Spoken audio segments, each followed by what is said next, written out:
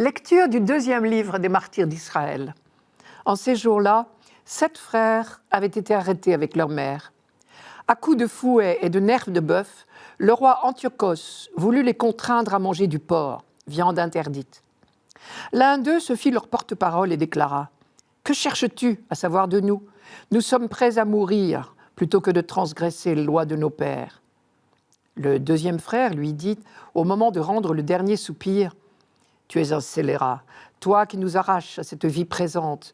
Mais puisque nous mourrons par fidélité à ces lois, le roi du monde nous ressuscitera pour une vie éternelle. » Après cela, le troisième fut mis à la torture.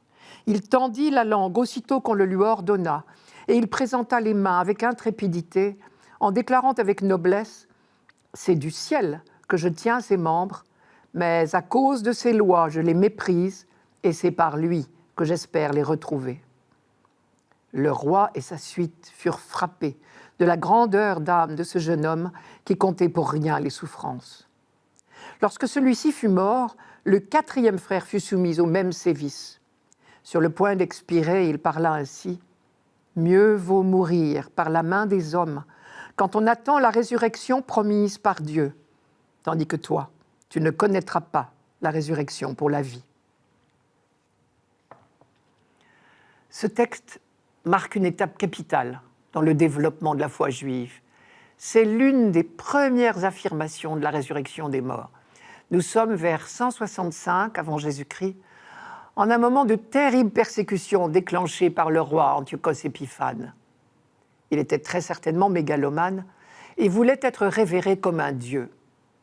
Pour obliger les Juifs à renier leur foi, il exigeait d'eux des gestes de désobéissance à la loi de Moïse. Cesser de pratiquer le sabbat, offrir des sacrifices à d'autres dieux que le Dieu d'Israël, manquer aux règles alimentaires de la loi juive. Leur fidélité a conduit de nombreux Juifs au martyre, plutôt mourir que de désobéir à la loi de Dieu. Mais paradoxalement, c'est au sein même de cette persécution qu'est née la foi en la résurrection. Car une évidence est apparue, qu'on pourrait exprimer ainsi. Puisque nous mourrons par fidélité à la loi de Dieu, lui qui est fidèle nous rendra la vie. Aujourd'hui donc, nous lisons un passage de l'histoire de 7 martyrs, 7 frères, torturés et exécutés par Antiochos Épiphane. Et c'est cette extraordinaire découverte de la foi en la résurrection qui les a soutenus. Puisque nous mourrons par fidélité à ses lois, le roi du monde, sous-entendu le véritable roi du monde, nous ressuscitera pour une vie éternelle. On a donc là une affirmation très claire de la résurrection. Et une résurrection, on l'aura remarqué, très charnelle. L'un des frères parle de retrouver ses membres. C'est du ciel que je tiens ses membres, mais à cause de ces lois, je les méprise, et c'est par lui que j'espère les retrouver. C'est presque la première affirmation de cette foi dans la Bible. Jusque-là, on y parlait relativement peu de l'après-mort.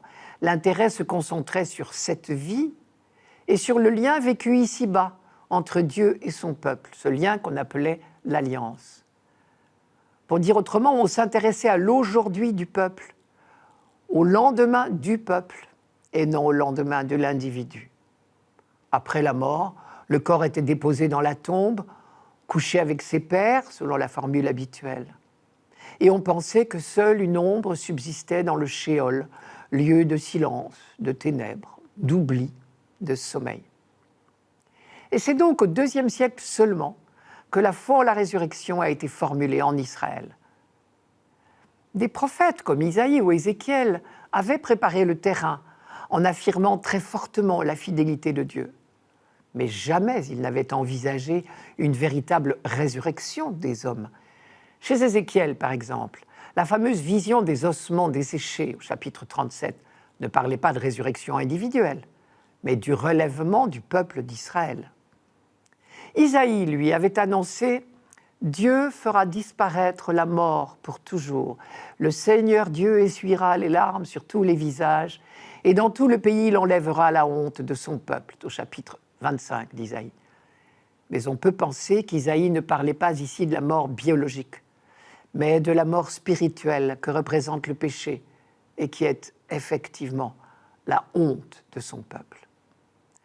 On a donc aujourd'hui, avec le texte des martyrs d'Israël, une étape beaucoup plus avancée du développement de la foi d'Israël. La découverte de la foi en la résurrection des corps n'a été possible qu'après une longue expérience de la fidélité de Dieu. Et alors tout d'un coup, c'est devenu une évidence que le Dieu fidèle, celui qui ne nous a jamais abandonnés, ne peut pas nous abandonner à la mort, quand nous acceptons de mourir par fidélité, justement. C'est donc une étape capitale sur le chemin de la découverte de Dieu.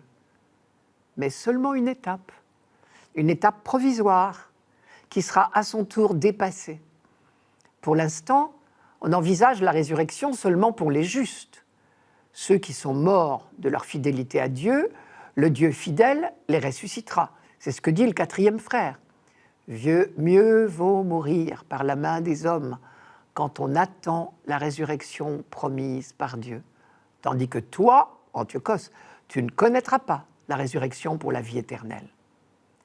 Il faudra encore des siècles d'éducation patiente de Dieu pour que la foi en la résurrection des morts soit affirmée sans restriction.